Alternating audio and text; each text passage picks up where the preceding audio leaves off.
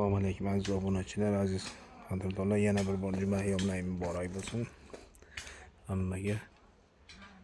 Mana hozir gilos bog'damiz, xudo xolasa sizlarga hozir ish jarayonlarini ko'rsatib o'taman. Like, podpiska bo'lib qo'yish eslangdan chiqmasin, kommentariya. Mana giloslarimiz obida yetilgan.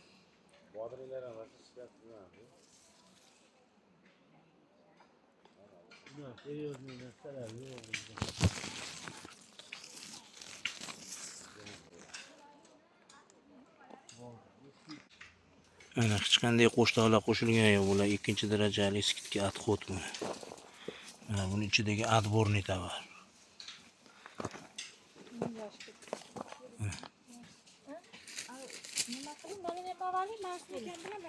Ikkinchi sortlar. Bu birinchi sortlar.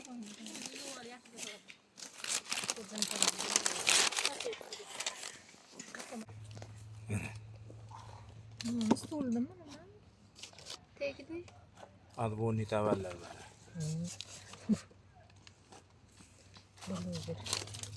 Bizon meni shu odamlar mashina. Mana xudo xolasa giloslarimiz obida, shu janavar yomon olgan. Kalibri ham normal o'rta holatda.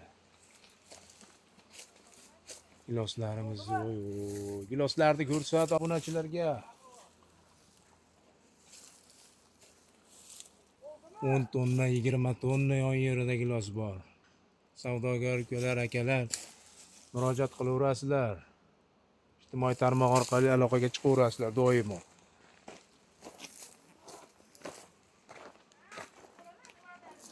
Balavoy, bahor giloslar, balavoylarimizni ham ko'rsat.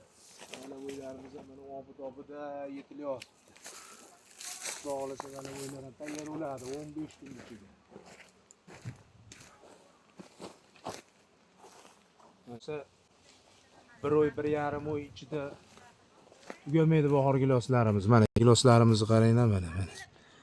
Obida kalibr o'pkasi ko'rsat mana betlardi. Jiyanim.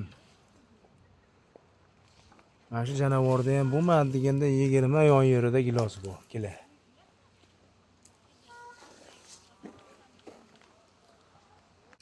Mana janavar, yerda sartidan 1 metr ko'tarilgan gilos ham meva qilgan. Allohning bergan karomatida buni qaranglar mana. Rang o'yapti. Daraxtini ham ko'rsatib o'taman. Kichkinagina daraxtcha bu. Mana. Bo'lsa 1,5 metr chiqadi xolos.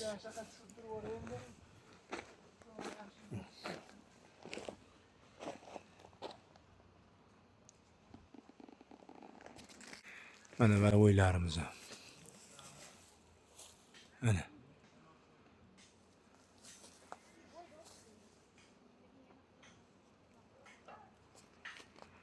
10 kun 15 kunda tayyor bo'ladi xudo xolasa balavoylarim. Eksport bo'lib. Po'shtaq degan narsa yo'q balavoyda. Xona xonavar bo'lgan.